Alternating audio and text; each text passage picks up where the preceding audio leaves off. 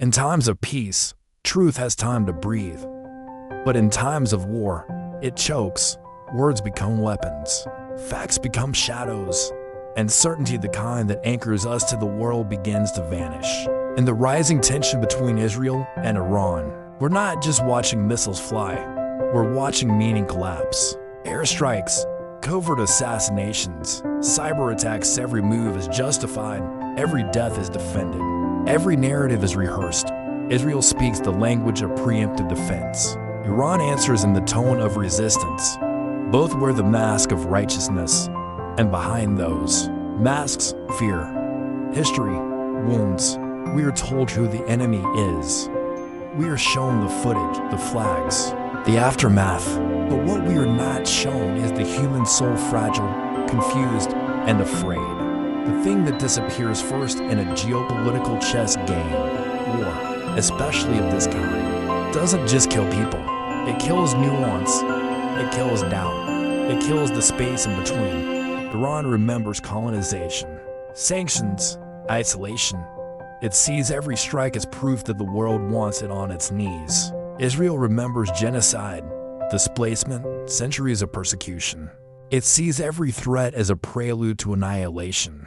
And in that haunted space between memory and fire, both sides dig trenches. Not just in land, but in belief. They dig in deep, until no question survives. Philosopher Hannah Arendt warned that in times of crisis, the first casualty is not life but truth. When everything becomes propaganda, when every action must be defended, truth becomes too dangerous, too slow, too uncertain. So we replace it with clarity manufactured, absolute, clean. We say, they started it. We say, we had to respond. We say, this is justice. But what if justice needs doubt? What if moral certainty, the kind that justifies the first missile, is the very thing that blinds us to what we've become? Nietzsche once wrote, convictions are more dangerous enemies of truth than lies, because lies can be questioned.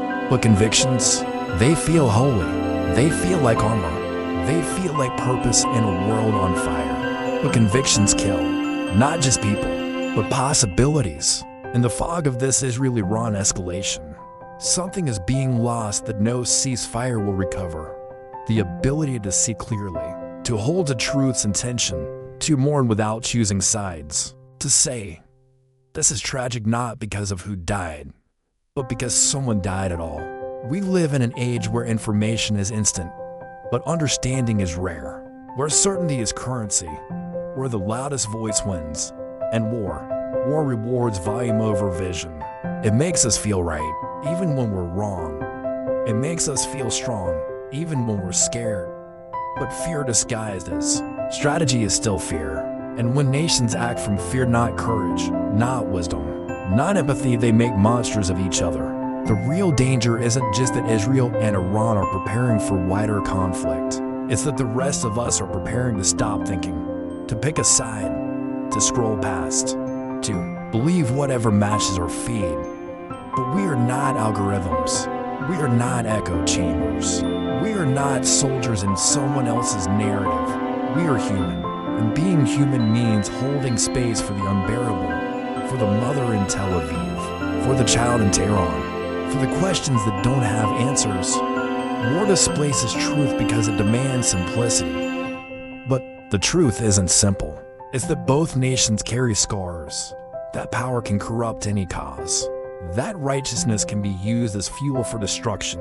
And maybe, in this moment, the most radical act is not to be certain, but to be awake. Awake to pain. Awake to contradiction.